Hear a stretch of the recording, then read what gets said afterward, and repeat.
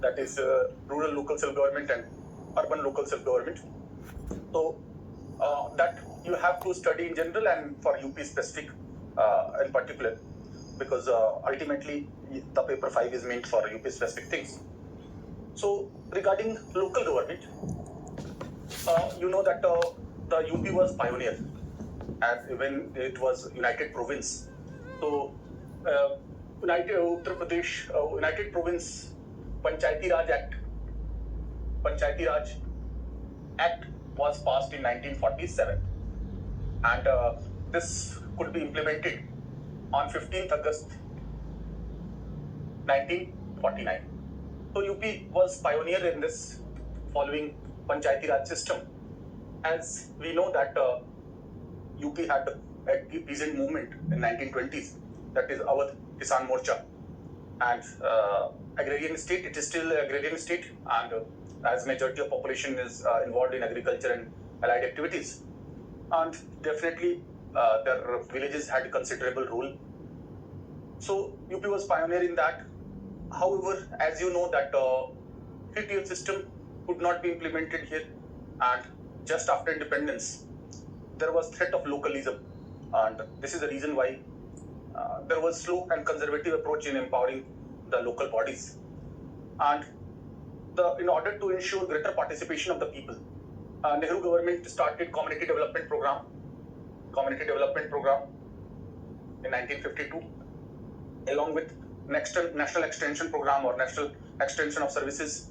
So community development program 1952 was launched with much fanfare.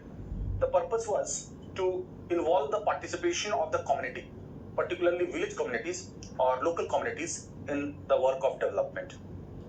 That was the intent. However, this did not succeed, and this is the reason why Balwant Rai Mehta Committee was constituted. So Balwant Rai Mehta Committee came to the conclusion. Balwant Rai Mehta Committee was constituted in 1957, and this gave recommendation that lack of popular participation was mainly responsible. Popular participation was mainly responsible for failure of participation was mainly responsible for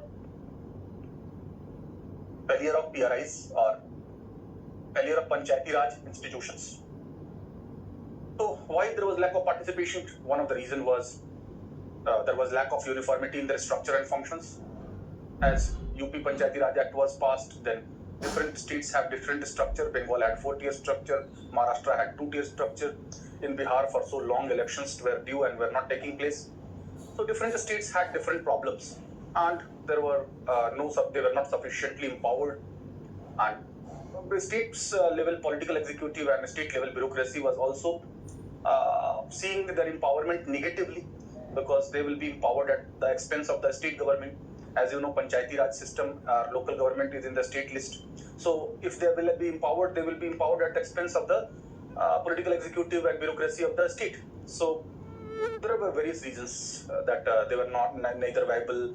And there was another reason that there was a lack of education awareness, lack of funds, lack of uniformity in the structure and functions. So many reasons were there. This was the problem part, the lack of popular participation.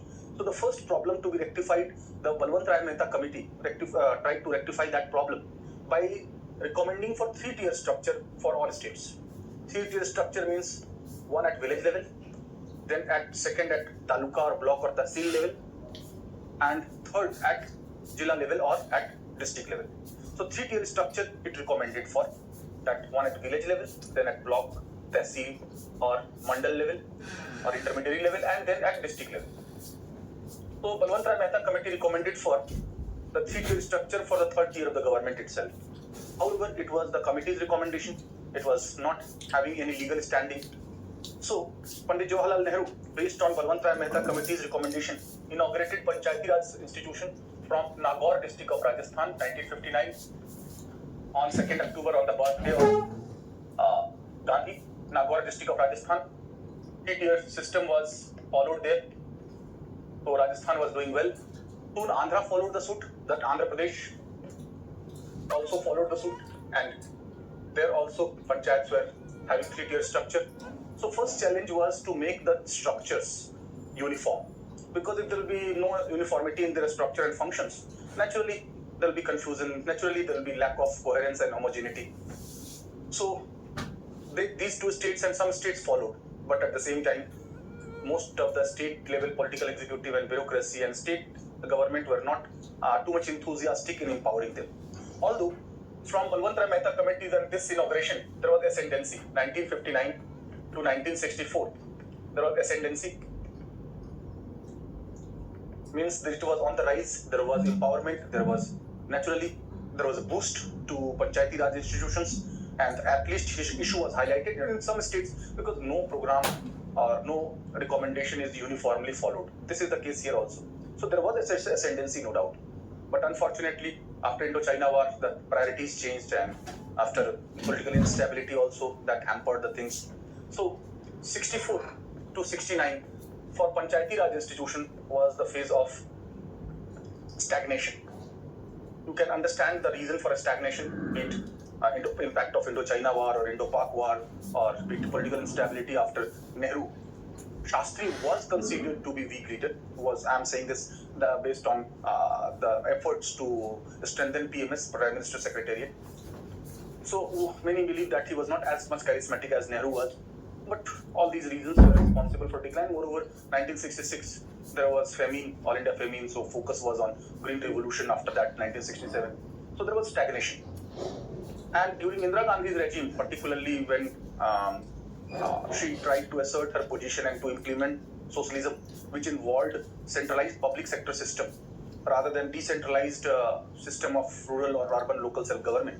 So 1969 to 1977, during Indira Gandhi's government, or first tenure you can say, or first two tenure you can say, 66 to 71 and 71 to 76 or 77, there was decline.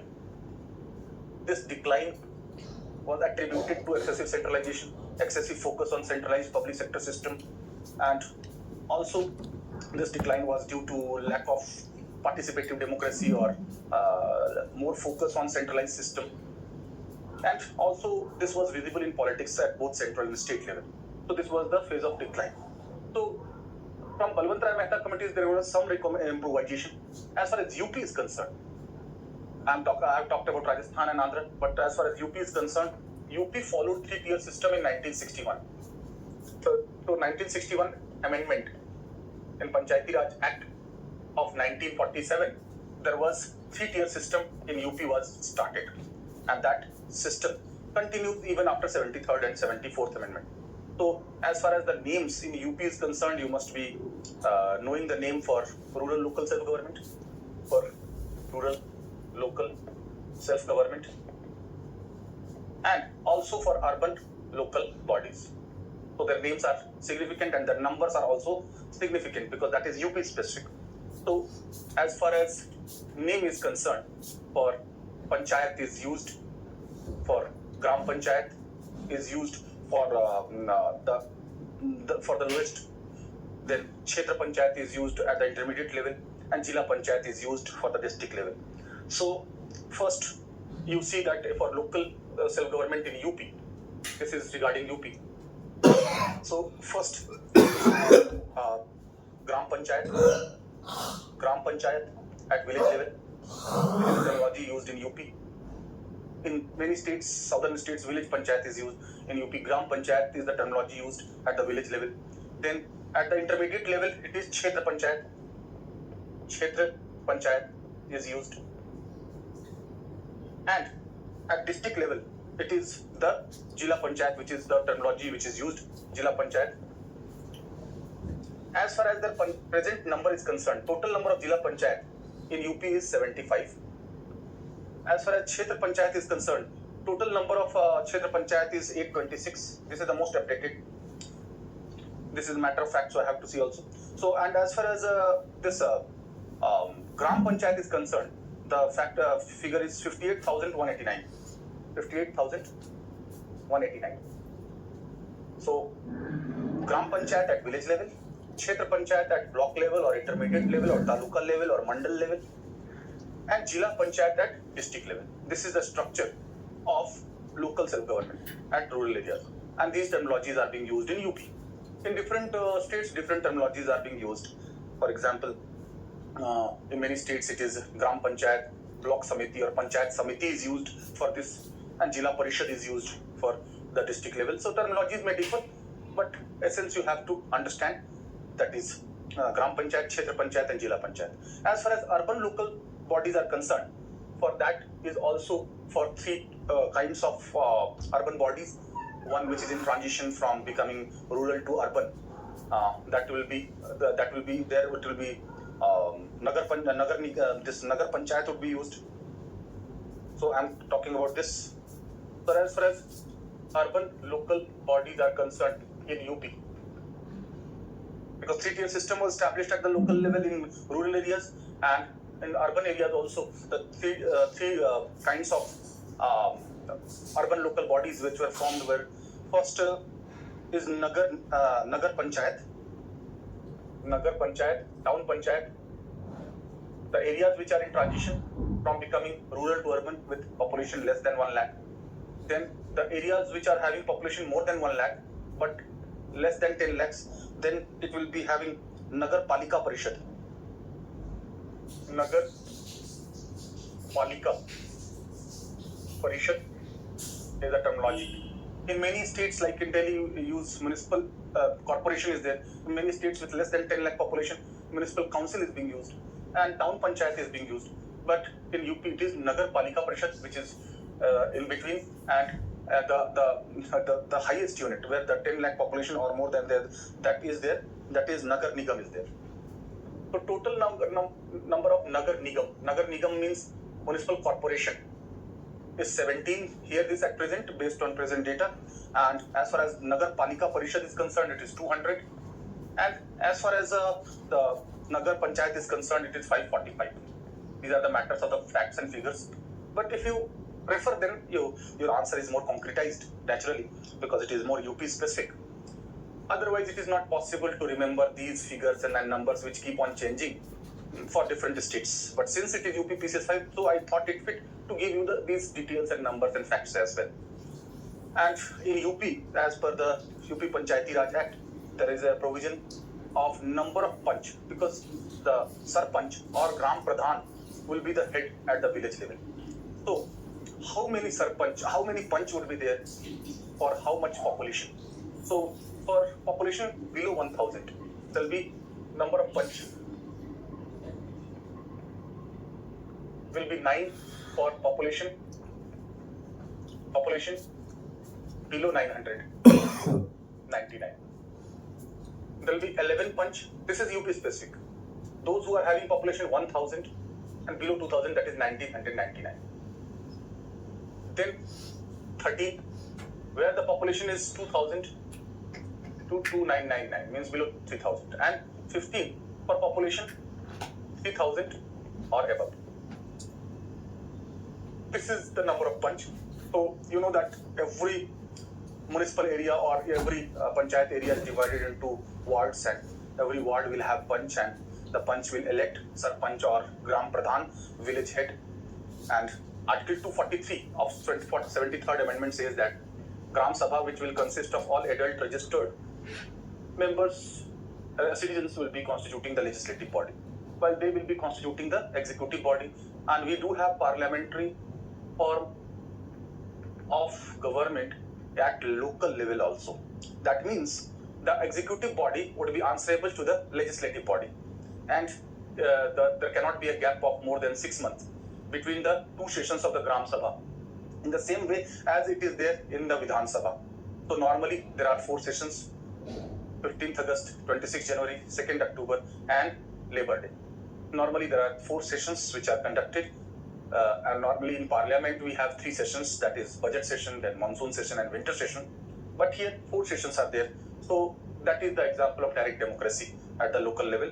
So these are the facts and things that you must be knowing. Regarding these are the facts which are UP specific. Now we go to the other aspects. In 1964, Santhanam Committee was formed. Based on recommendation of Santhanam Committee, CBI and CVC was formed. But that is not the context in our study and our topic. Santhanam Committee regarding local bodies election. Santhanam Committee regarding local bodies recommended for local body election on non-party lines. Elections on non-party lines. In other words, the party wise election will derail the local issues, because party is working at the national level or party is working at the state level. They have different agenda at national and state level, while at local level the agenda should be sanitation, water, construction, then this health, education, minor forest sources, minor irrigation, community halls, boards, all those parkings. These are the issues. So they are more related with our day-to-day life. But many times we are talking so much about Israel and foreign policy, and so we are talking so much about politics of the nation. But we neglect those issues which are concerning with us on a day-to-day basis. If there is proper parking, if there is proper sanitation, cleanliness, construction, water management, administration, planning and development, definitely it will be reinforcing the work. This is the reason why in UP's, this is the reason why Santhanam Committee recommended for the elections on non-party lines, that local bodies elections should be fought on local issues. But unfortunately, still in many states, including that of UP, the elections are fought on party lines. So that is not desirable, but that is no constitutional compulsion as well. So in Maharashtra also, the elections are fought on party lines. But many states are having election on non-party lines. That is good. So it should be not on party lines. And for rural local government in UP, there are 6 committees which have been formed. 6 committees. So first is Committee on Planning and Development. Second is Committee on Construction. This is UP specific.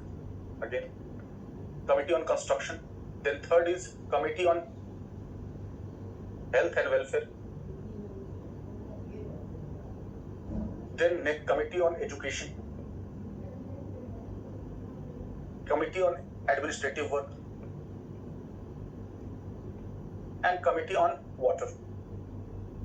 So these 6 committees are there. Planning and Development, as you know, that these committees will be prioritizing the issues, that planning is the means for judicious allocation of resources, and without planning you cannot have any aim, you cannot have allocation of resources, you cannot achieve your objectives. But planning must be accompanied with policy, with programs, with the people, with the projects.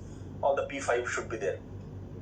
And development, of course, the purpose is development, all around development, and for local bodies, this is the issue. Construction, in every village you will find that construction work, be it of Panchayat Sadan or that of rural roads or construction of any community hall or likes. Health and welfare, because primary healthcare facilities you are getting at the local level, so committee, and health is so paramount that it is always required at every locality, at every place in the world. So this is of course related directly with the, and education, health and housing. Education, they are social infrastructure, so naturally education is of such a paramount importance. And why people migrate from village to urban areas? Because they are not getting proper education. So if they are getting proper education, then administrative work, because the coordination is required, and water, because water is also, it is called Jal is Jeevan. Now Government of India has launched mission vision water policy at the rate of 2047 in 2022. For next 50 years, there will be P5 and R5. P5 I have already discussed. First is people, then planning, then policy, then programs, then projects. For water, the Modi who in fact chaired the meet of all water resources ministers, it said that to reduce, to reuse, to recycle, to respect, and to recharge. So all these things are quite important. So first we need to reduce the use of water. Ultimately that will be helping in conservation. Second, we have to recycle. Then if we recycle, then our dependence will be lesser on rainfall. Then we have to respect, recharge also to maintain the water table. So these are vital. So this is I have referred to regarding water. So these are very much specific to that of state of UP. So if you refer these in your answer, along with the general things which are applicable for all states in India, because ultimately there are compulsory provisions in 73rd and 74th Amendment that is meant for all. The names may change. That names of intermediate level will be different in different states, but ultimately there is uniformity in the structure and function. So let me clarify that Santhanam Committee,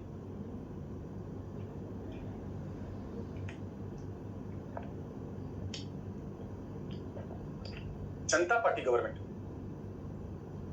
blamed Congress for neglecting local bodies because of centralized socialist system or excessive focus on public sectors or too much centralization. So it claimed that it would be really reviving the Gandhian vision of Suraj and self-rule and Gram Swaraj and all that. So based on that, Janata Party government during Morarji Desai's government, Ashok Mehta committee was formed. Ashok Mehta committee recommended for only two-tier structure, one at village level and another at district level. It only recommended for two-tier structure. It did not recommend for intermediary structure. However, Janata Party government was short-lived and the recommendations did not have any validity because again Congress government led by Indira Gandhi and then Rajiv Gandhi government came. But in 80s there were growing awareness. There was growing pressure on governments to deliver. Now governments at the central and state level were facing the burden, so they tried to deburden themselves. They tried to legitimize, and moreover now literacy, awareness, education level is also higher. Now by and large post-independence consolidation was achieved lots of success, not fully achieved because we are still nation in the making, we are still modernizing. But in 80s the aspirations increased, and this is the reason why there was renewed focus on the rural local self-government. So if you see that renewed focus on rural local self-government in 1985, G.V.K. Rao committee was formed. G.V.K. Rao committee gave interesting observation that PRIs, Panchayati Raj institutions, were having the grass. Grass means structure. The structures were there, but not the roots. Not the roots. Roots symbolizes functional powers. Means they lacked functional powers, but not the roots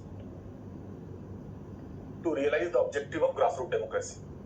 To realize the objective of grassroots democracy. This was quite interesting observation. That the structures were there, but they lacked functional powers, they lacked financial powers, they lacked the effective powers. So if they will be powerless, the structure will not do.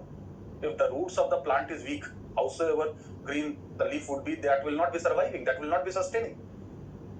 So this was quite interesting observation. It also favored debureaucratization of developmental administration. Debureaucratization of developmental administration. It focused on developmental administration. You know, the traditional public administration was more focused on the administration or ruling or maintaining order. But after Second World War, developmental administration as the new branch of public administration emerged, that the main role of the public administration should be development. Also with the neoliberalism and new public management, policy science emerged, good governance, concept of good governance emerged, and it favored greater participation of the community in the development work. That the same which was concluded by Balwant Rai Mehta committee.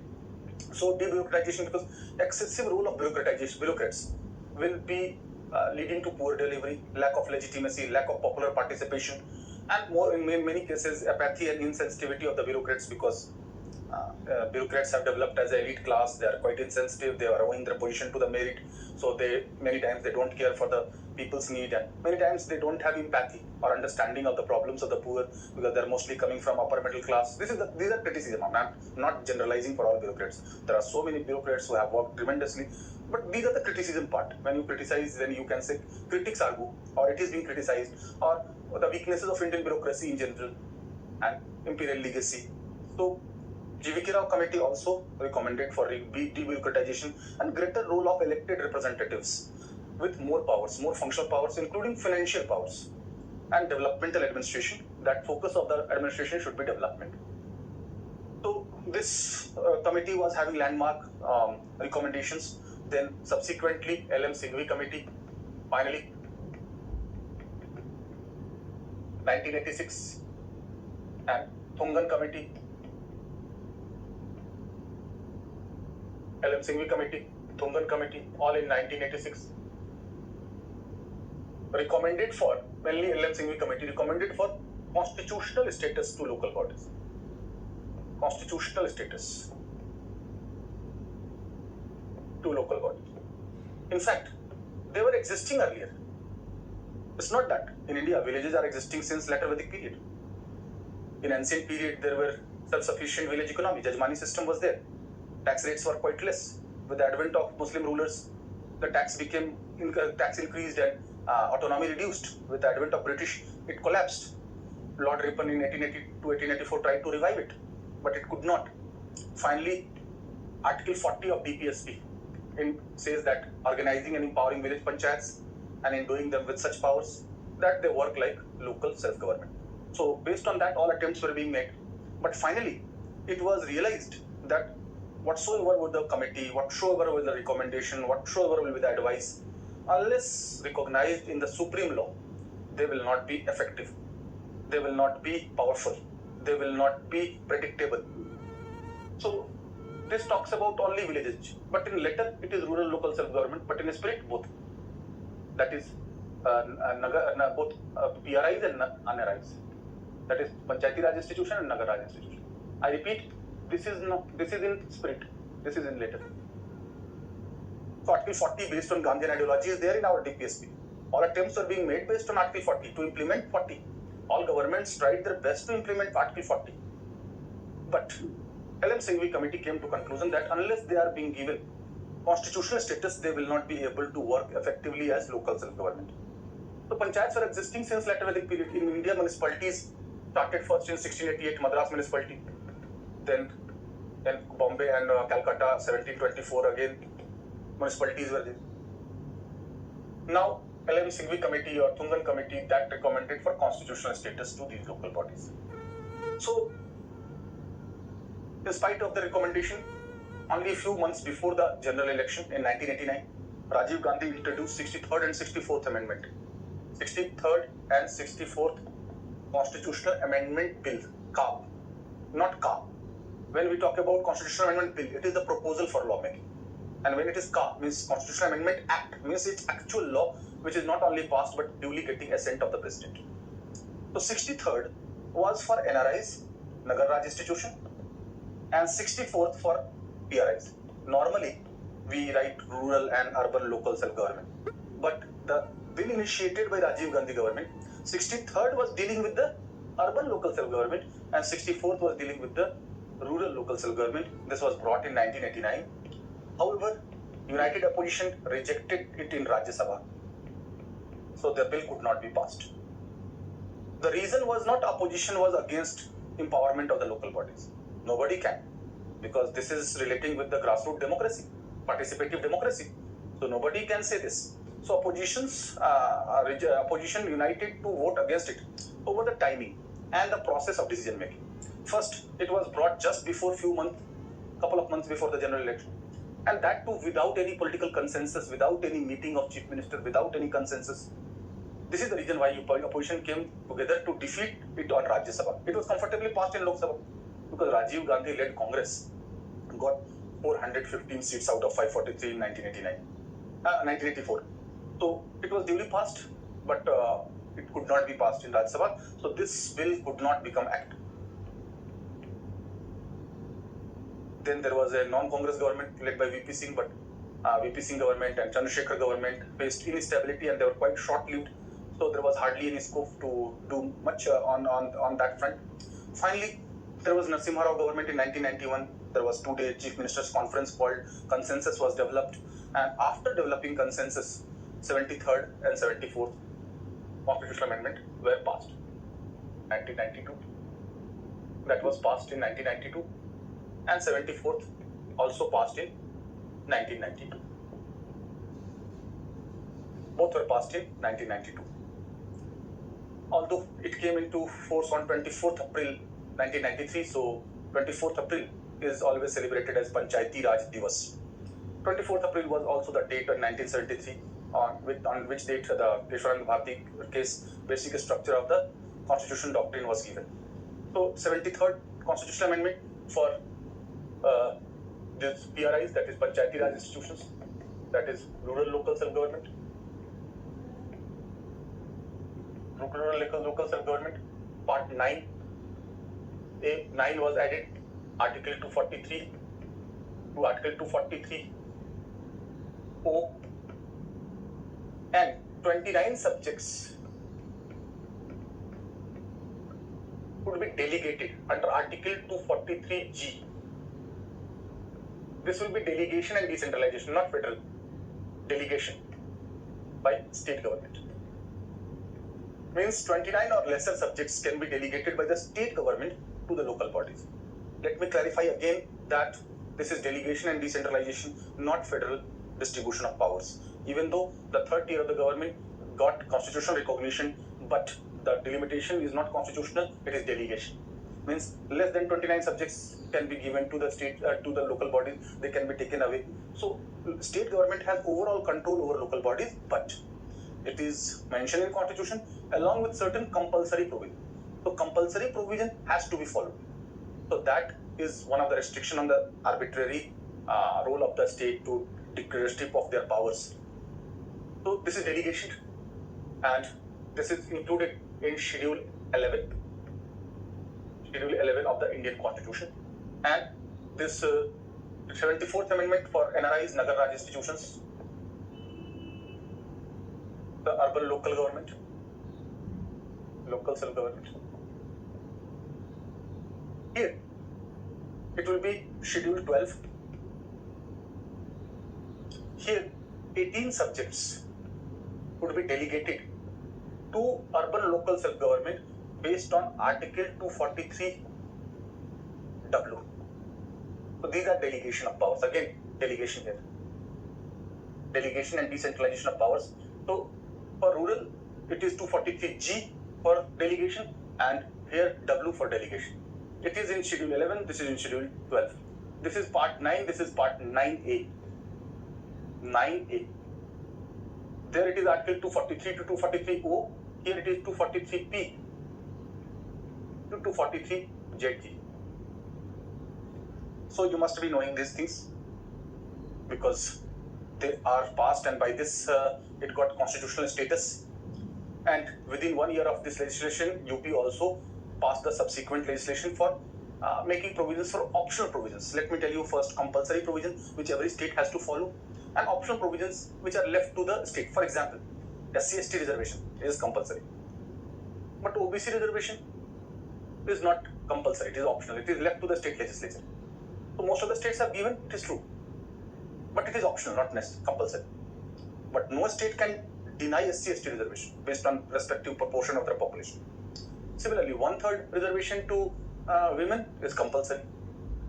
You can raise it to 50%, there is no restriction. Similarly, at intermediate level and at district level, there will be indirect election of the chairman or deputy chairman or head of that intermediate level and district level. But at village level, whether Gram Pradhan or Sarpanch would be directly elected or indirectly elected, it will be optional provision. Similarly, all members at all the 3 tiers, be it village, block or at district level, would be directly elected. This is compulsory.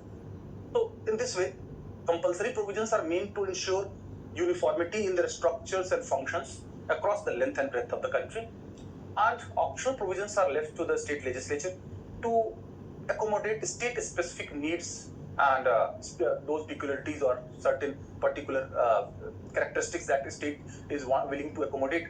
So both flexibility has been given on one hand, along with that the compulsory provisions ensure predictability, certainty and uniformity across the length and breadth of the country. This is the purpose, this is the essence.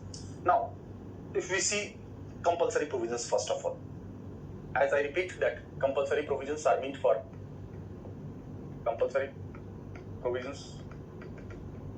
to ensure uniformity in their structure and function.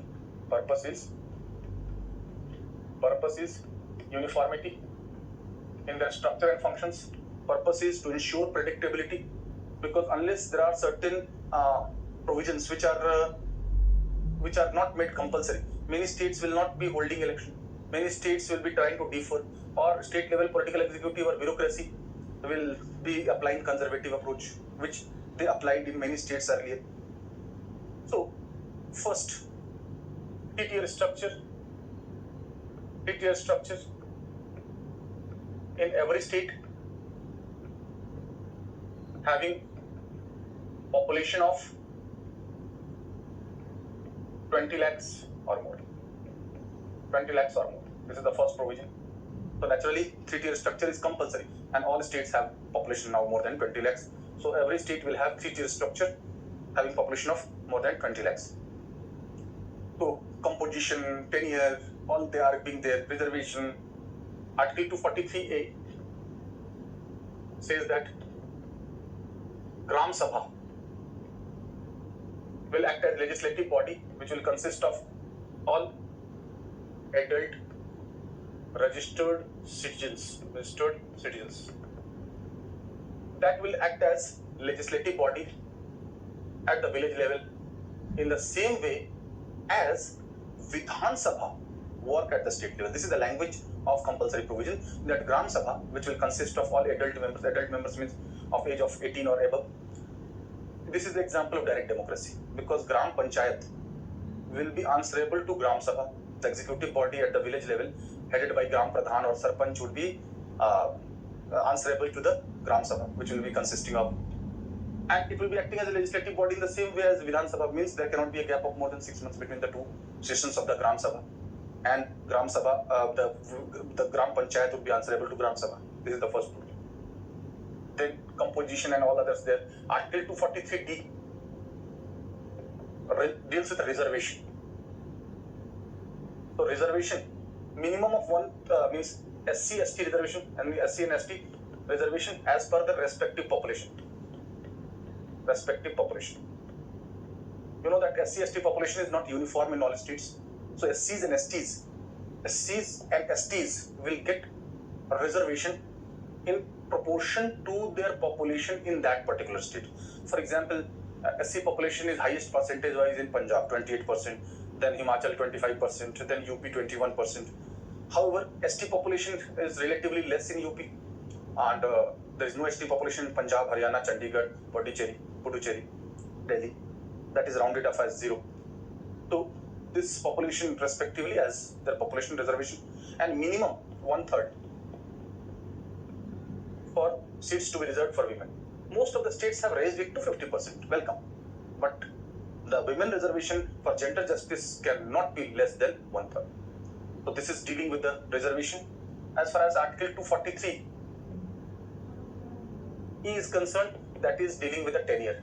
A tenure of 5 years is there for every elected body, the same way as it is there for Vidhan Sabha, or as it is there for other constitutional posts like President, Vice President, MPs of Lok Sabha.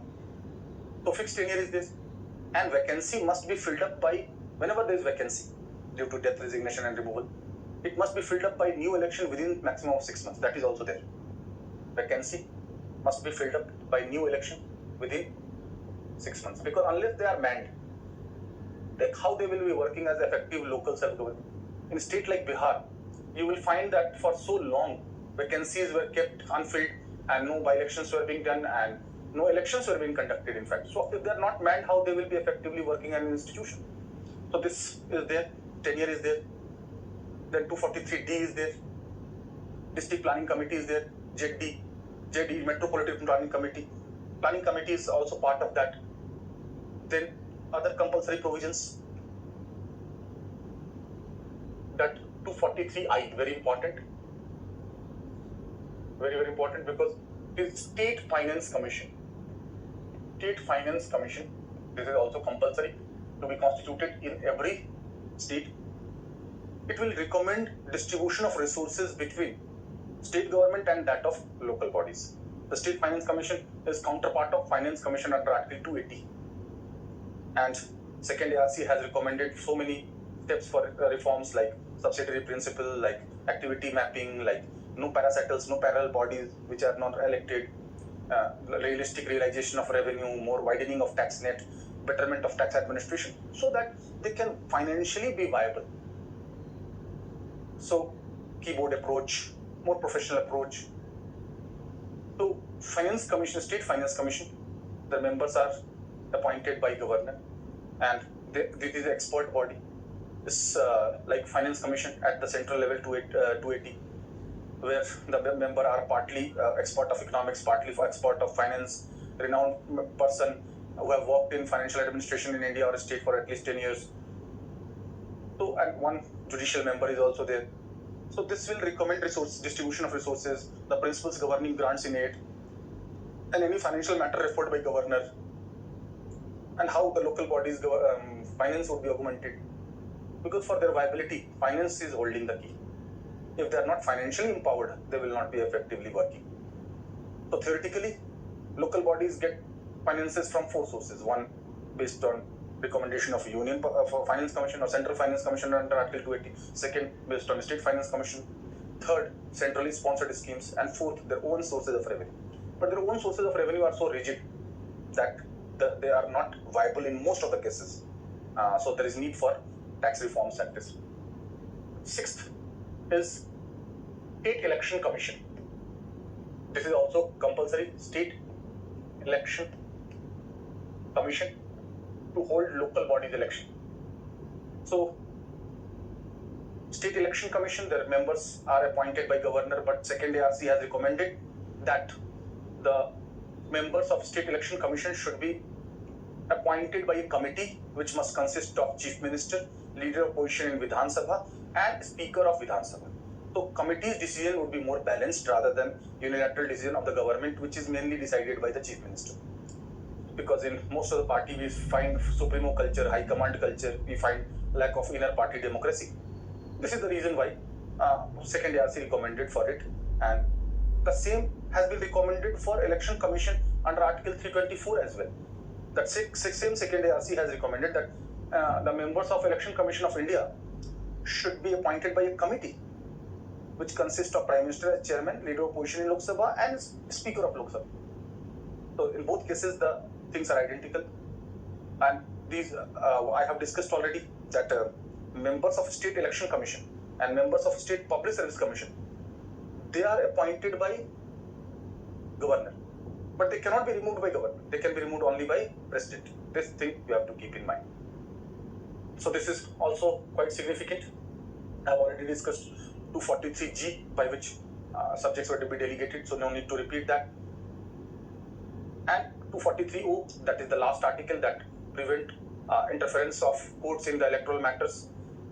So those are there.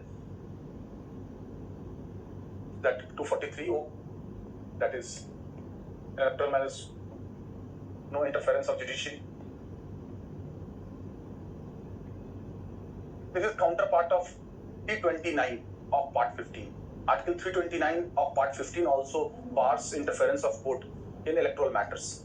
If there is malafide and gross injustice, then there will be judicial review. But on administration of election, there will be no interference of the courts. So same is the case here, that the constitutional body now, State Election Commission, is there to hold election, and judiciary is also constitutional body. And you will be seeing that in last general election 2019, even Supreme Court had to remind the powers of the Election Commission that you are a constitutional body, realize your powers, take action, and take stern action on leaders, even if model code of conduct is not binding. So at that point of time, Yogi Adityanath and Mayawati also being barred for certain days from campaigning. Anyway, so that is for rural local self-government. As far as for urban local self-government, 243ZD is concerned, District Planning Committee. District Planning Committee. In our country, planning was excessively centralized. Right from the very beginning, as I discussed, so much mushroom growth of centrally sponsored schemes and discretionary grants based on Article 282. But Chaturvedi Commission 2011 favored rationalization of those centrally sponsored schemes and more flexibility and autonomy to the states to decide their priorities and allocation. So District planning committee means planning should be done at lower level, not deciding from New Delhi or state capital. So that will be helping in better utilization and judicious utilization of resources. And JDE is a Metropolitan Planning Committee, that is also there. So these are the compulsory provisions. As far as this, every state will have to follow. No state can say no. As far as compulsory provision also include all the 3 tiers. The members must be elected directly. Although at intermediate level and at district level, the head chairman would be elected indirectly. That is the provision. Right. As far as optional provision, OBC reservation or election of Gram Pradhan, whether it will be direct or indirect, it is left to the state legislature. So, like optional provision in Haryana, the educational qualification or minimum qualification graduation to contest local bodies election. It will be quite surprising that for contesting election for central and state legislature, there is no educational qualification. Similarly, Gujarat and Madhya Pradesh have included recall initiative. These have been included in those states. As far as UP is concerned, so here I have discussed those specific terminologies. But compulsory provision, UP has also followed. Follow-up legislation, UP also passed within the year. Means on 22nd April 1994 itself. So based on that, first election took place and bodies were formed in 1995 in UP, then second in 2000 after 5-year tenure, and that continued. So UP is pioneer right after independence, and UP also took measures just within year of the central legislation by parliament. Although in Bihar it was implemented quite late, because by 94th amendment the necessity to have a ministry for tribal affairs were done away with. Although that is compulsory for the state like Bengal, Odisha, Chhattisgarh, Madhya Pradesh, they are compulsory for them. But it is also not compulsory for UP. But those states have the compulsory provision. Anyway, so these are the compulsory provisions to ensure uniformity in their structure and functions. As far as their working is concerned, with the passage of time it was realized. At that point of time in 1973rd and 74th Amendment, scheduled areas of 5 and 6 were kept immune from it on the presumption that they had autonomy. But what about those tribal areas which are not having the district council or not having regional council or not having tribal advisory council? So P6a was brought, Panchayat extension in scheduled areas. Panchayat extension in scheduled areas 1996. So the provisions of 73rd Amendment were extended to scheduled areas of Schedule 5. Provisions of 73rd Constitutional Amendment 1992 were extended to Schedule 5 areas. Schedule 5 areas, because in Schedule 6 there is ample autonomy. So it is meant for Schedule 5 areas, and in this P6a, the foremost power is given to Gram Sabha. Gram Sabha will have final control over acquisition of land, or use of land, or minor forest, or the minor irrigation, or rural roads.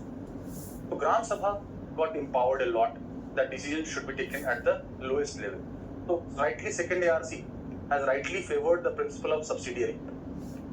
Principle of subsidiary. Principle of subsidiary says that decisions to be taken at the lower tier of the government and higher tier of the government must play the role of assistance. Means they must be having helping hand. They will not be dictating. They must be dealing with. Means their role should be catalyst and assistance, not dictating and deciding. Decision would be taken by Gram Sabha. So even in land acquisition, unless 70% members of Gram Sabha agree, the decision will not be taken. The land would not be acquired. So the purpose of this was to grant the traditional rights of the people over Jal Jungle Jameen, and traditional rights, and in tribal areas there was always a policy of not over administration, not leaving them out, and also to promote tribal languages, to promote the traditional rights over Jal Jungle Jameen, not to deal with them with superiority complex, and so not too much interference, respecting their way of life and autonomy. All those things are there, which has been taken care in this also. But one of the problems in these bodies was that courts were far away from the locality. So seeing this, in 2008, Gram Nyalaya Act was passed, Act was passed. Gram Nyalayam not first class magistrate for each village, for group of villages. For group of villages, there will be first class magistrate who will be seeing both civil and criminal matters. Although magistrate is mainly for criminal matters, but here in Gram Nyalaya Act, for group of villages, there will be first class magistrate, Gram Nyalaya Act, and by this justice would be made accessible, easier, because justice delayed is justice denied, but judiciary also claimed that justice hurried is justice buried, so both need to be balanced. And traditionally we see that mainstream judiciary is too much burdened. This is the reason why we have so many attempts for semi-judicial bodies, quasi-judicial bodies, like tribunals under Article 323A, 323B, semi-judicial and quasi-judicial bodies like NGT, like others, regulatory bodies and semi-judicial bodies. Other mechanisms like NALSA, National Legal Services Act, Lok Adalat, 1987, so many, fast-track court, CBI court, virtual court, alternative dispute resolution mechanism like conciliation, arbitration, mediation. The whole essence is that these are detailings. Essence is to deburden the judiciary, to foster disposal of the cases, to reduce pendency of the cases. This is the logic, and this step also helped in reducing the pendency of the cases from mainstream judiciary. So we have seen the things which is required from exam perspective, and in means exam you have to write, so without analysis we cannot complete our discussion, because I have said earlier also that in civil services exam most of the questions you will find are critical in nature. Why it is critical in nature? Because you have to rationally, logically know the problems with criticism, knowing weaknesses with criticism, facts and data, not blindly opposing government or every policy opposing without facts, data and grounds and rationality. But at the same time, you have to give solution. You have to give the remedial measures, because you are going in bureaucracy. To take remedial measures, to take corrective measures, to improvise for betterment. Whatever is there is always a scope of betterment and improvisation. For that reason, most of the questions you will find in civil services are of that nature. You should understand why such questions are being asked. What is the purpose? All the questions on explain, discuss are also there, but question on evaluate, critically examine, comment, they are, in my opinion, they are more strategic and where your real understanding is being tested. Anyway, so merit and demerit evaluation part. Second ARC's language regarding local bodies is inspiring journey for the future. This is the language of second ARC. That means advantages and merits and pros have far outweighed the advantages, the cons, the negatives and demerits. So we must know what are the merits and demerits of the 73rd, 74th Amendment, political decentralization. Merits or plus or advantages, and demerits, negatives, cons, pros and cons. Also you need to know. So first pro is political decentralization. Political decentralization.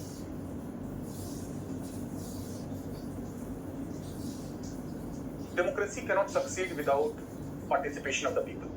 Howsoever good leaders may be, howsoever good parties may be, but without participation of the people, there will be no legitimacy, credibility and effectiveness. So people's participation is holding the key. And people will have participation if they get revenue for participation.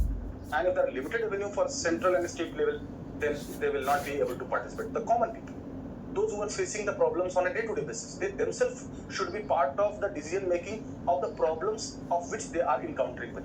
So political decentralization, grassroots democracy, the similar point. I'm not writing to grassroots democracy. Also participative democracy, which is a quantitative term. As it is said that gods of democracy are the people. Yajmans of democracy are political parties and leaders. The priest of democracy is election commission and other constitutional bodies. And festivals of democracy are elections. And temple of democracy is parliament and other legislative bodies. And political parties are the vocal cord of democracy. And god of democracy is people. as God give you blessings, similarly people give you means your leaders and parties votes and taxes. So in this way, participative democracy, this leads to greater participation of the people, and this will legitimize democracy.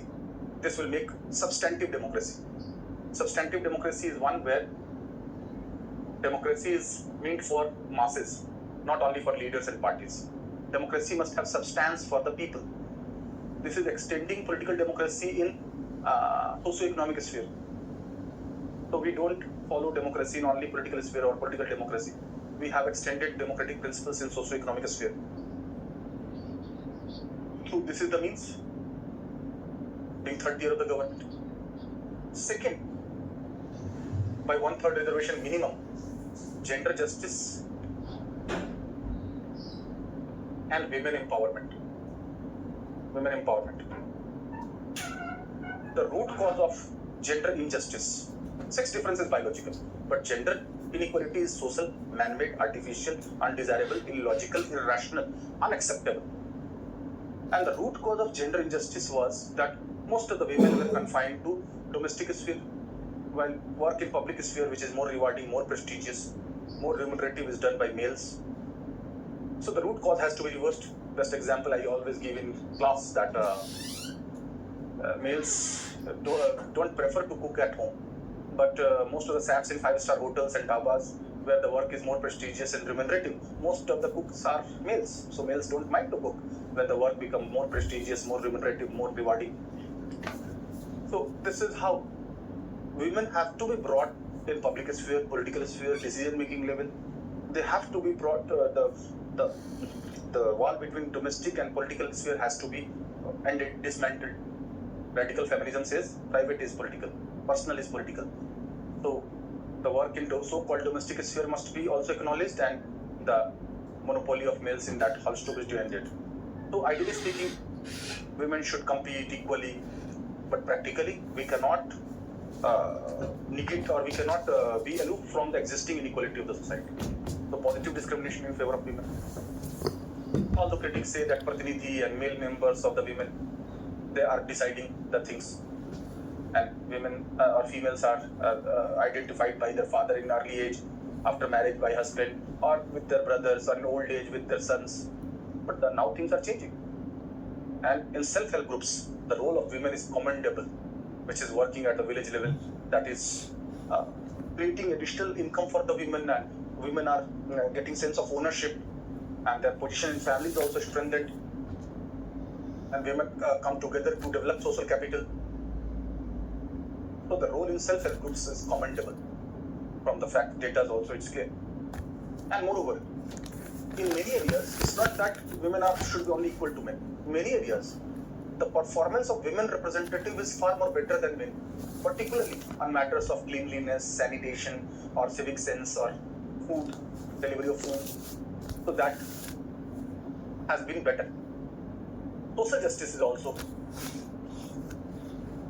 Social justice will not be achieved only if we make only few ministers or one president or some MLAs or giving party tickets at central and state level. At the grassroots level, at the local level, unless those who were considered inferior or lower, although constitution does not use the language lower, it always follow the concept of forward and backward. So those backward sections, horizontal concept constitution follow, but in our society informally it is used as upper caste, lower caste.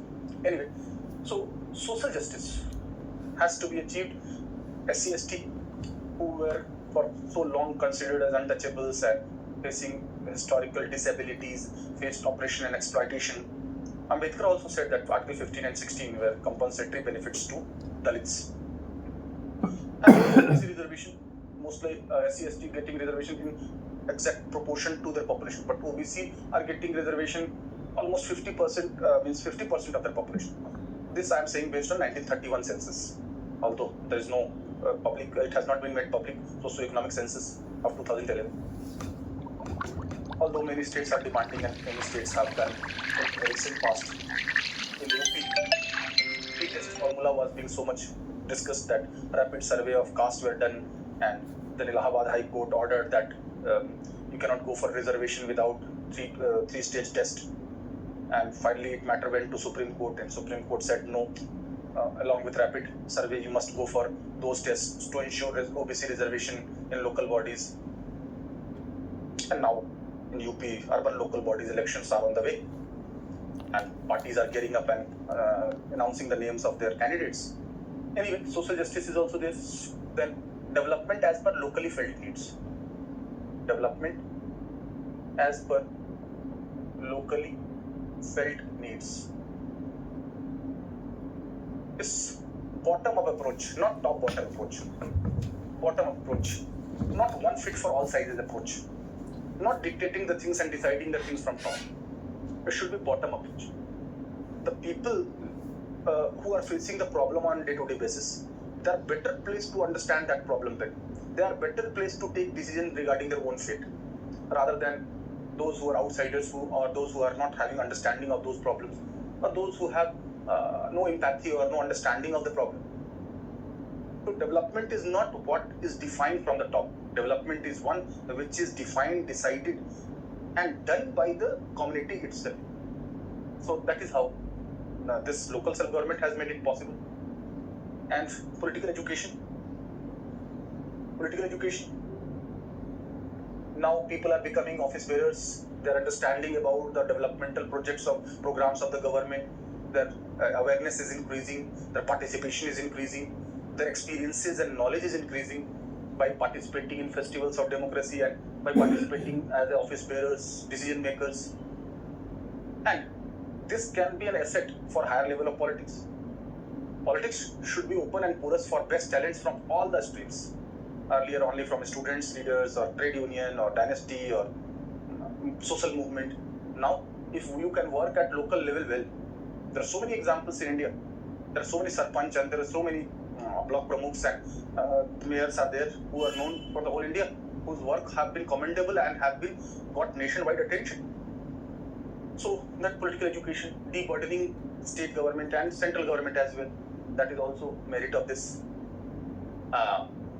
for local self-government and 73rd and 74th Amendment. Why inspiring journey? Definitely merits are more. Participation, empowerment of the people, weak. In fact, Gram Nyaya Act or P6a or strengthening of the local communities, social capital, human capital, all have been developed.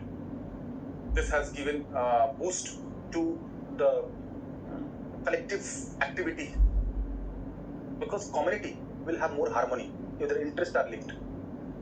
If they are working in tandem as a teamwork, so they learn how to coordinate, how to work in concert, how to have teamwork. These are all positives. Promoting social capital, promoting human capital, promoting social harmony, educating people, making them stakeholders, sense of ownership, community participation. But it's not that only merits are there. There are certain demerits. And the demerit first is fund crunch.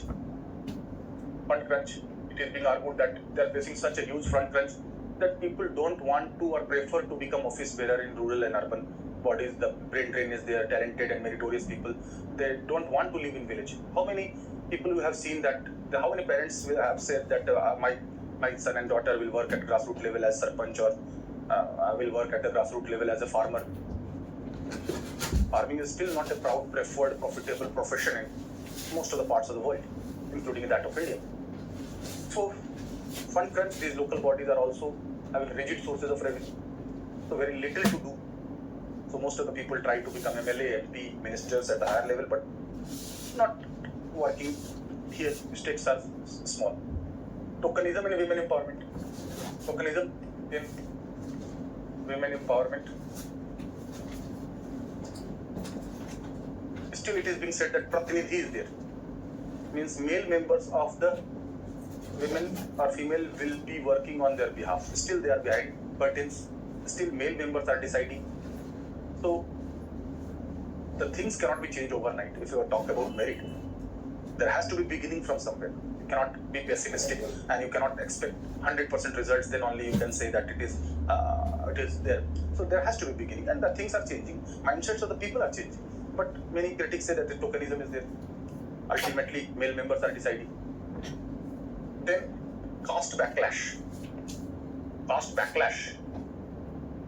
Because conservative society is not able to digest that those who were not able to sit before them, now they are deciding their fate. So you will be seeing that in UP Jats versus Jatas, unlike in various caste backlash is there, that forward caste and Dalits and backward caste have clashes because of reservation. Many people who were considered earlier as untouchables now are office bearers. Now they are deciding. So the conservative society is not able to digest and they react. Then more electoral violence. Electoral violence. The margin of victory or loss is very small because number of voters are less. So when the margin is less, there is more temptation for maneuvering or tricks. In MP's election or even in MLA's election, the vote margin is normally huge. By minor manipulation, you cannot change the results. But here, one is winning by 4 votes, 3 votes, 6 votes. 6 votes here, from here to there will change the things. So whenever stakes are such that where few votes will make the difference, definitely there will be more maneuverings, more electoral violence, more emotive voting at national level, whether it's Modi or Rahul Gandhi or Akhilesh Yadav or Mamata Banerjee, that does not matter. Who will become PM?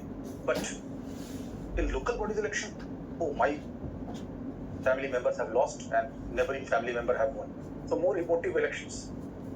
So in this case, more electoral violence is there. Burden on the state exchequer.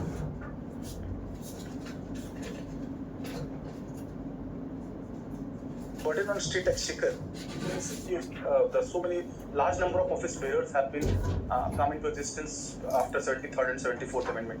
So they are to be given salaries, allowances, perks, facilities to perform their duties. That is ultimately given from a public purse. So such a huge number of people are getting things from public purse that could have been utilized for development. Many people argue this, but this is criticism. See, if there are people who are office bearers, if they are working, definitely they will need salary and allowances for working. This is true with every office bearer. And if they themselves participate, if they themselves become stakeholders, then the state government and the central government are deburdened.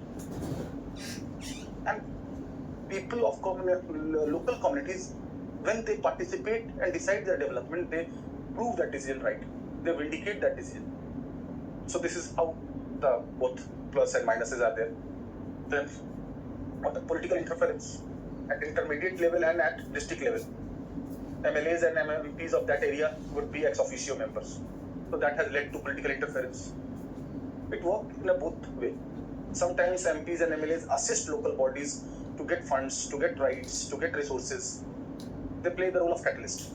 But in many cases, we see political interference and they try to dominate their affairs, they try to dictate their affairs, and local issues are being derailed, and this is another demerit, political interference. There are so many other demerits, like we have union government at center, we have state government at the state in part 5 and part 6, but we have district administration, not district government. Second ARC has recommended that like central and state government, there should be district government rather than district administration. This is the recommendation of second ARC. But there is always chance of improvisation, and there are other structural problems you can put here, like ignorance, lack of education, lack of merit, brain drain, lack of technical know-hows, excessive bureaucratization, lack of awareness and education, lack of technical knowledge. All these are inherent and structural problems which will be affecting their function. So there are both more merits than demerits. This is certain. Had it not been the case, second ARC after so much detailed study would not have said that inspiring journey for the future, local self-government. Inspiring journey for the future means that journey that we have started, that must be continued, that must be strengthened, our democracy becoming more substantive, becoming more participative, and that is the ultimate purpose. So we have discussed local self-government. I don't think any specific things are required. committees I have discussed. Optional provision, chairman, obviously, right?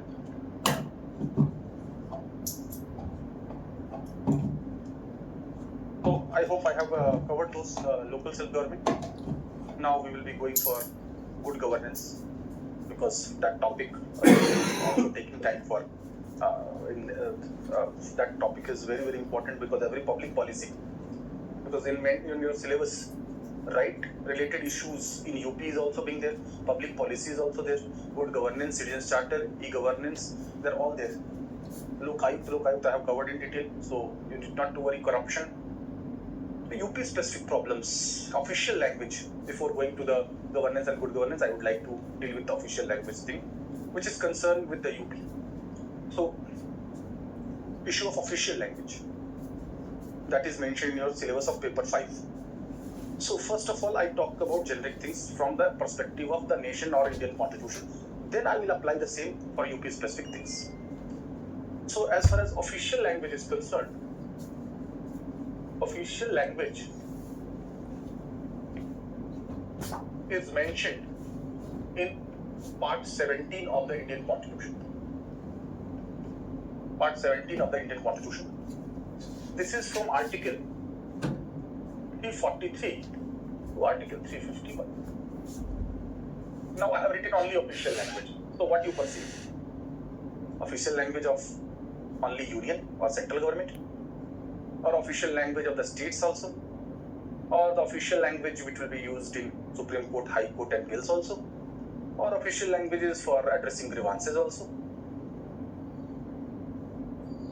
So, all procedure of amendment of official language also, promotion of Hindi also, so all.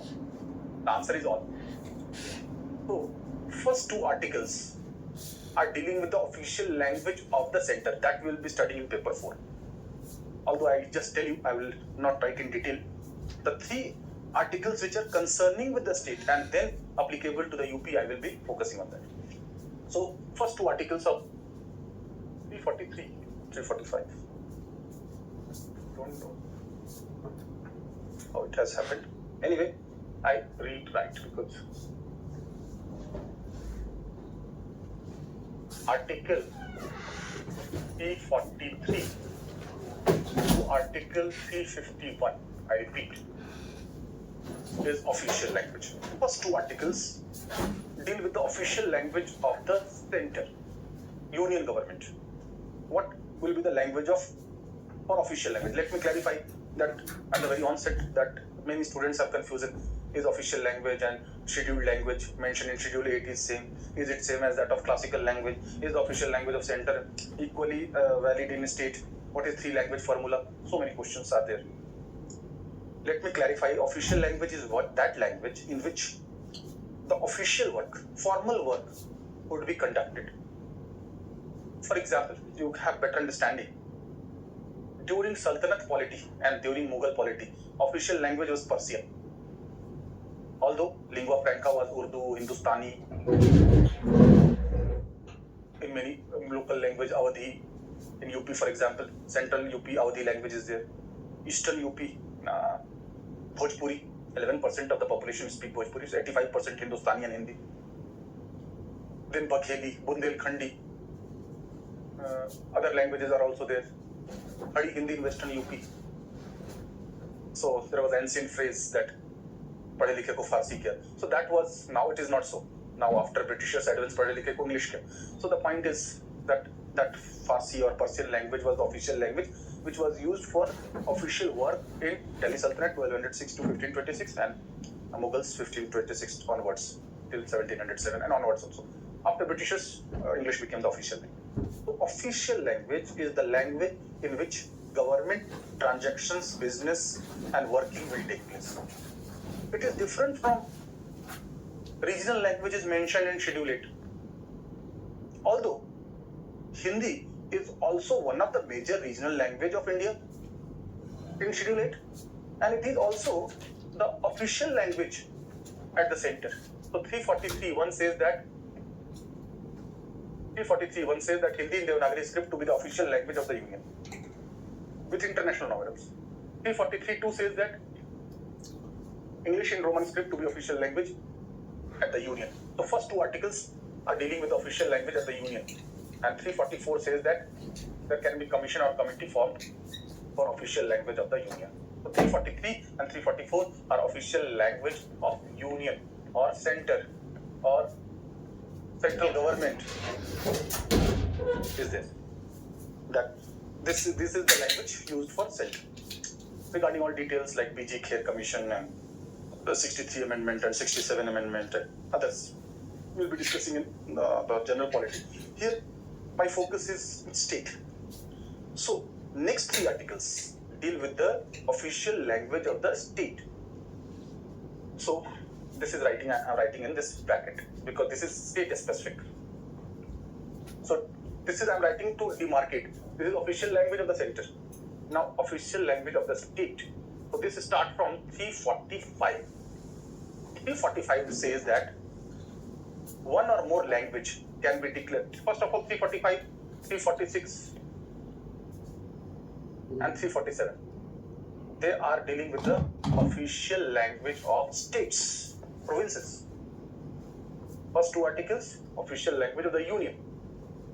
These three are official language of the states. So 345 says that one or more language can be declared official language of the state through states legislation.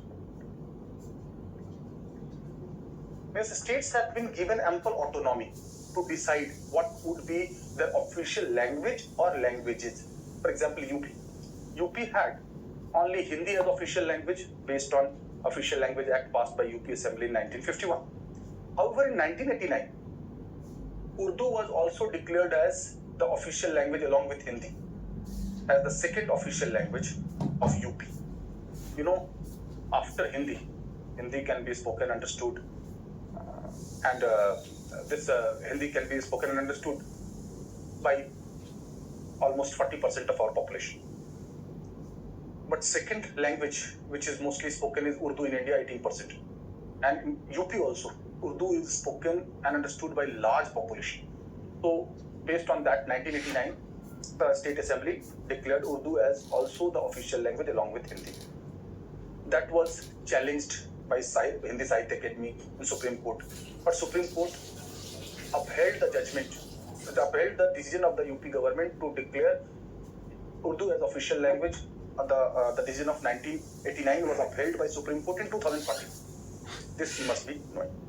Supreme Court in that case also said that Article 345 and 347 are independent and one does not limit the other, or both don't limit each other. So this, for understanding this judgment of Supreme Court, we will have to know what is 347, what is 346. So again, so one or more language can be declared as official language of the state through the state. Like for Delhi, here, Hindi, English, Gurumukhi, Urdu, have official language. The state has given autonomy that one, two or more languages they can declare as official language. Although Chandigarh, Arunachal, Nagaland, these states have declared English as their sole official language. Although Kothari Commission and New Education Policy favor three language formula, that if in Tamil Nadu, one mother tongue is Tamil, then English is the official language of the Union, so it should be promoted at state level, and third should be preferably a North Indian language. But same is true for UP. In UP, Hindi is the mother tongue, English would be the official language of Union, so it should be adopted, and third preferably a South Indian language. But in many schools you will find Sanskrit instead of any South Indian language, because that is a three language formula given by commission, not a constitutional compulsion. Anyway, so 346, 345 is clear. I have written in detail that one or more language or languages can be declared as official language of the state. So state have been given autonomy. 346, language of communication between states. Language of communication between states or between union and states. So what language would be the language of communication between the two states? it should be decided by the mutual agreement of the governments. Means if UP has to communicate with Tamil Nadu, it cannot unilaterally dictate to communicate in Hindi only. If they insist for English, you have to. Similarly, if they want to communicate in Tamil, they cannot dictate. If you want, UP state want to be communicated in Hindi or English, then they will have to. Both unless agree for that. So normally amongst North Indian states or Hindi-speaking states, official communication is in Hindi. Like UP, Bihar, MP, Rajasthan, Himachal, Haryana, Uttarakhand. They communicate. Jharkhand also, Chhattisgarh also. They communicate in Hindi with each other. But if there is communication of UP with, for example, Odisha, then it has to be in English, neither in Hindi nor in Odia. So both have to agree for it. This is the purpose that, and union states, whenever they communicate, they mostly they communicate in Hindi or English, because with North Indian states they communicate in Hindi. But both should agree on that, which language would be the language of communication. So this is supreme law is saying, to avoid any conflict on those linguistic lines. P47. President means center, can declare a language of a linguistic minority or minority as official language for the region or the state. Now try to understand the logic and reasoning behind 347. It's not that you should know only what it is there, what article says this. Why they saying so? Just think over it. In a state, if people of one particular language are dominant, and in a particular region, if a different language is spoken or understood, which is not the dominant language of the whole state, which is spoken, understood, and used only in that specific region, then that state's politics is dominated by these people. So they will only recognize their own language. So what about linguistic minorities? Who will take care of linguistic minorities within the state? Because in India, even states are not unilingual. Let me clarify you. Except Punjab, there is no state which is unilingual. In every state, you will have people of different languages. So we don't have unilingual states, although language and culture was one of the basis for statehood. But most of the states, almost all states, have people of different language. For example, Jammu and Kashmir. Kashmiri is dominant, but Jammu language, Dogri language in Jammu region cannot be neglected. So president means center will take care of the linguistic minority, and president will center can declare that language as official language for that region or for the whole state. So linguistic minorities need not to worry. Even if a state is dominated by one particular linguistic group, they need not to worry because center is there to take care of them. This is the essence. If you understand the essence, the things are easy. Now, why Supreme Court in 2014 on Urdu? It upheld the decision of UP government to declare Urdu also as official language.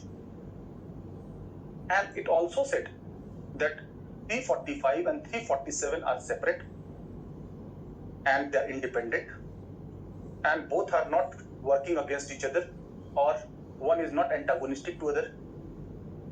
In other words, that if state is given autonomy to declare one or more language as its official language, and if a state forget or discriminate or neglect a linguistic minority, then center will take care of that linguistic minority within the state. So nobody will have fear. Everybody would be assumed that their interest would be taken care of.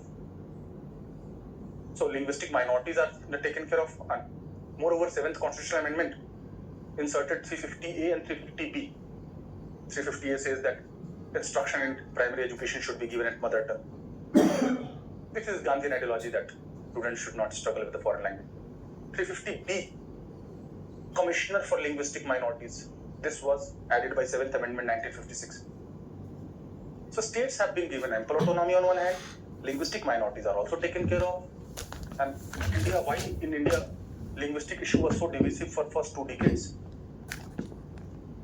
Because in Tamil Nadu region, at that point of time, Madras Presidency, there was a slogan, English forever, Hindi never.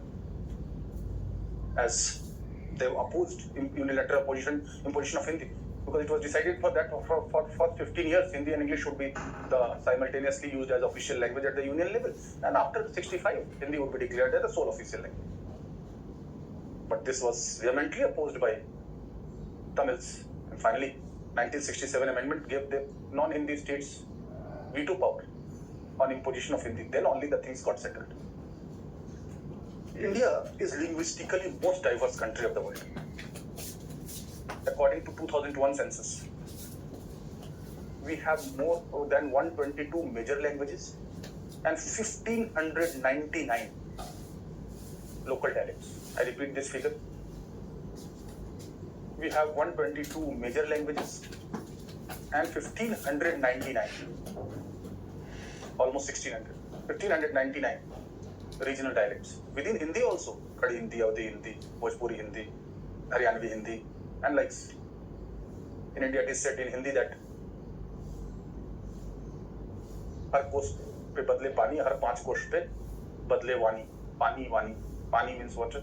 Means every course after certain distance, the water will change, the composition will change, and wani means the language will also change. So, linguistically, we are most diverse country of the world. It will not wrong to say that linguistically we are the most diverse country of the world. You see that in Europe, language and culture was the basis of statehood. In India, not a single state is unilingual, except Punjab. Means most of no state is unilingual. Even in Punjab, you will see sizable population is speaking Urdu and Hindi also now. That has changed. Now you can safely say, not a single state. Because such a migration has taken place. In Punjab also, large number of North Indians have been settled. North Indians means people from UP, Bihar, and other states. So, you will, Supreme Court judgment is now clear that they are not antagonistic, they don't cancel each other, they are independent, they are separate. This Supreme Court has said. So the things are settled. So Urdu is now to be simultaneously used as official language of the state. Let me clarify before going to the other topics that Urdu is not a foreign language or Pakistani language. Urdu literally means military camp. It started in southern India, in Bijapur, Golconda, and it has that mixture of Hindi, Marathi, Arabic, Persian. Like many words, we consider it as a Hindi, but it is basically Urdu. So it should not be seen as a foreign language. Moreover, Sir Syed Ahmad Khan favored Urdu to be lingua franca of all Muslims, because if Kashmiri Muslims will not be attacked with Manipuri Muslims if they use Kashmiri and Manipuri respectively. At that point of time, as far as Sir Syed Ahmad Khan was concerned, he did not favor two-nation theory. I'm not talking about Jinnah. Although later Pakistan also favored Urdu, that is different thing. Anyway, so we will not go into the history part. We have to confine ourselves to the polity part. And not that too, not all. All I verbally tell you regarding 48, that is not state specific. The language to be used for bills, Parliament, High Court, Supreme Court. 349, procedure for amendment. 350, the language for addressing grievances. 350A and 350B, I have discussed. 350A, instruction in mother tongue at primary level. 350B, Commissioner for Linguistic Minorities, and 351, promotion of Hindi. So, why on Hindi there is so much controversy? I tell you that before independence, Gandhi and Nehru favored Hindustani, not Hindi in Sanskritized version. But after independence, in Congress session 76 versus 77, Hindi was preferred rather than Hindustani. Then there was opposition to Hindi, Sanskritized version of Hindi. And Gandhi also accepted that English was the language of international diplomacy, international commerce, and international language. That is the reality. We cannot do away with that reality. If you have to engage with the rest of the world, you have to be compatible with the world. So that is the background. So Hindi was included in it as regional language. It is one of the regional language, as well as official language, as well as 351 promotion of Hindi. So promotion of Hindi should not be seen as antagonistic to others. If Hindi is being promoted, this does not mean that others should be suppressed. After independence, the use of Hindi, popularity of Hindi in films, literature, in poetry, in even international use, now International Hindi Day, in the speaking population has increased. But at the same time, other regional languages have also mushroomed. Tamil has also increased. More journals in literature in Tamil now than before. The other regional languages have also got the boost. Urdu has also got boost. Tamil has also got boost. Bengali have also got the boost. Many good literature in Bengali, which is not there even in Hindi and English. So, promotion of Hindi should not be seen as anti-English or anti-other language or likes. In UP's politics, as I have told earlier, that Sanjukt Socialist Party led by Lohia, Ram Manohar Lohia, and Bharatiya Janasangh, precursor of BJP, they favored exclusive use of Hindi. And volunteers of Sanjukt Socialist Party were targeting English signboards. However, it was realized in UP with the passage of time that lack of discouraging English has created disadvantages for the students and aspirants of UP, particularly on all India exams or competitive exams or places otherwhere, or if they go abroad. So comparatively, seeing the size of the population and seeing the size of the educational centers, comparatively, that standard which was expected was not achieved. Partly, it is attributed that it was seen, promotion of Hindi was seen as an instrument to negate English. But in linguistic matters, we should not see that as after independence, Hindi has been promoted. So conclusion is that, because otherwise there will be unlimited discussion, our perspective is only polity. Conclusion is that according to Constitution, there is no national language, number one. Hindi हमारी राष्ट्रभाषा है. Many times you might have seen. But according to Constitution, no article of any Constitution says that Hindi is our national language. There is nothing like national language in Constitution. Nation word itself is a psychological bond of humanness. It's not a legal entity. Nation is not a legal entity. State is a legal entity. So, it's not a national language, but it is the official language of the Union. It is the official language of the many states, and it is also the regional language in Schedule 8. So this commonality is there, but this commonality is not with all languages. So we have seen the official language things here also. The issues of rights, because UP is having a huge population of Dalits, minority Muslims, backward classes, poor, vulnerable sections, women, and Home Minister, Union Home Minister for State, Mr. Rai, in Rajya Sabha gave reply regarding UP that up to 2021, in 3 years, from 2019, 20 to 21, highest number of human rights violation cases were reported to NHRC from UP, 40%.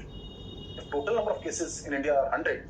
40 cases alone was reported from UP. This is the reason why in your syllabus it is written that right-related issues in UP. Now, one of the reasons why there is overwhelming cases is composition of the population, vulnerable sections of the society, historical inequality, and past backlash also is discussed. Talk about identity politics, I have discussed a lot, so no need to repeat. Atrocities against women, because government take credit to take care of the women's security, like Yogi government started with anti-Romeo squad.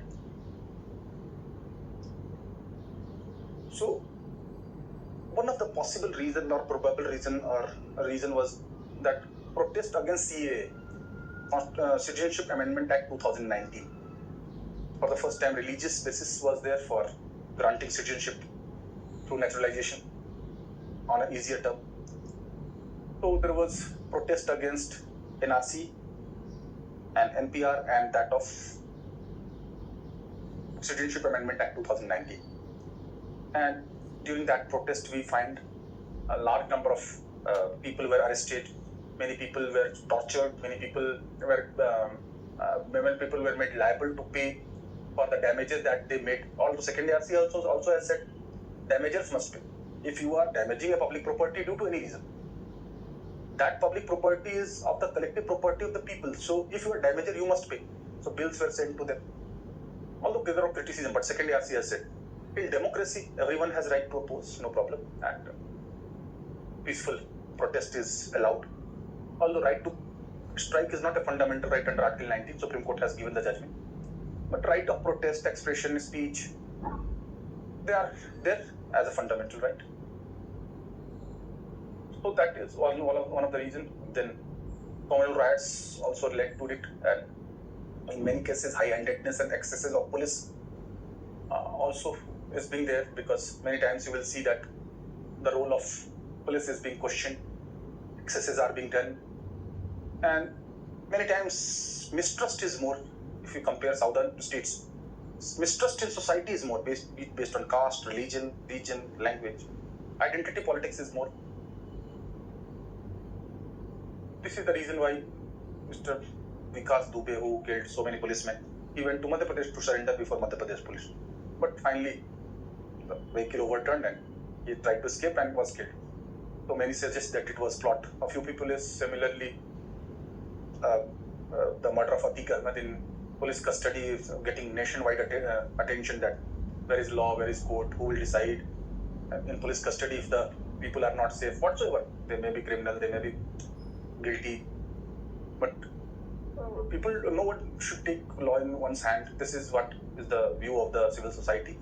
Courts must decide, rule of law must be there for all, without discrimination. But sometimes it is being argued that to deal with criminals, not with human beings, you have to be very stern if they are firing from their side. Ideally speaking, theoretically speaking, that you should follow the law and you should not take the law in your own hand, you should not violate human rights is easy, but practically on the ground who are working, how they will respond? By fire, they cannot respond by speech or talks or diplomacy. So sometimes it is justified that if you are protesting, okay, then there will be no violence. But if you are violent and attacking police, then police will have to retaliate in the similar manner. The whole point is that why I am discussing these things, not because of GK and current affairs, because the topic mentioned in your syllabus is one of the topic is right-related issues in UP. So rights of whom? Not rights of super rich, wealthy, or rights of well-off, affluent sections. Mostly rights of vulnerable sections are being discussed.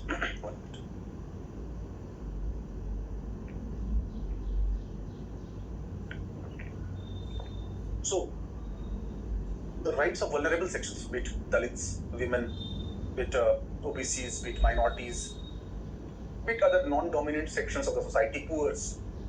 So, be it human rights as a human being. So, human rights violation vulnerability is more in relation to police, in relation to armed forces, whenever there is curfew or there are communal violence or caste-based violence or identity politics or protest, in such circumstances, or in custody or in not in judicial custody, because in judicial custody magistrate is having say, but in police custody and police lockups. So the issues of rights are getting nationwide attention.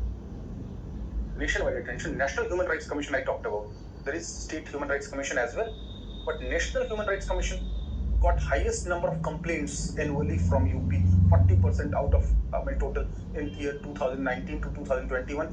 This is not said by anybody in election rally. It was said by Minister of Home, the junior of Amit Shah in Rajya Sabha. So this is the reason why our syllabus has written this. So when you take up such questions cannot be written based on your only studies. Such questions, right, related issues, common sense, from observation, what you see around. Based on that common sense, you have to write the answer. All questions will not have the facts, data, figures, constitutional provisions, or certain examples. You have to, examples will be there, but you have to answer these questions from common sense. This I'm trying to highlight, that there will be no ready-made answer or which chhap ke aana bola. Means the point that you must develop that those things that you are seeing around. What are the things that you are seeing around in last couple of years that you can see, and based on that you can arrive at a conclusion. So whenever you write any point, then you have to be very much balanced. So if you criticize government, so it is being argued. Don't say that Yogi government is doing against Muslims. This is not to be written in this way. Even if you want to give certain point that there is discrimination based on religion, so it is argued that present government or present dispensation is not too much inclined to the interest of the minorities, and there is a perception about this. Although government is duty bound to maintain law and order for all, to ensure welfare for all as per the constitution. So the things that you're seeing around, that based on that you have to write that historical Dalits also historically oppressed. Now there is another angle of reaction, more identity politics. Unfortunately, our constitution makers thought that with the passage of time there will be modernization and the role of caste and religion in politics will decline, and identity people will rise above their identity politics, and they will be more focusing on material issues professionally. But role of caste in social sphere has declined, but in political sphere the role has increased. This is quite being partly unfortunate, although modern researchers of Rajneesh Kothari and Maurice John says that casteism has certain positives also, that due to casteism that numerically superior but socially weaker sections of the society are getting say, they are asserting their numerical strength due to universal rural franchise. So these things you must have holistic understanding. These questions you cannot write based on only facts, data, figures. So finally, I am coming to the last topic that will be concluded most probably in the next class, but you must be knowing the background, the issues of governance or good governance. So just we see the context to understand the governance. So new topic is now there. Now we have done official language of the state. We have done right-based issues in UP, that is more written on your past knowledge and common sense and observation and examples around, and very balanced manner. You have to be very careful regarding it. Extra caution you have to take. No biasness should be reflected. And even if you criticize or you take critical view, don't own it. You can say it is argued, it is being said, there is a perception like this. So very balanced approach you have to. Anyway, so we are coming to the topic of good governance. So I start by the figure. Political development, PD, political development. So initially, man was just like animal. So then tribal state was formed. Tribal state was the manifestation of collective rationality. Without state, government and laws, man would be the worst animal, Aristotle says this. Then peasantry state. Then Oriental empires. Then Roman state, confederation was there. Then in modern time period, large nation state. So this is political development. From tribal state to city state, like in Plato, Aristotle. This figure I am making to make you understand that modernization started from nation state. And with modernization, there was rule of law, democracy. This is political development. Separation of powers, French Revolution, American Revolution. Finally, after Second World War, neoliberalism.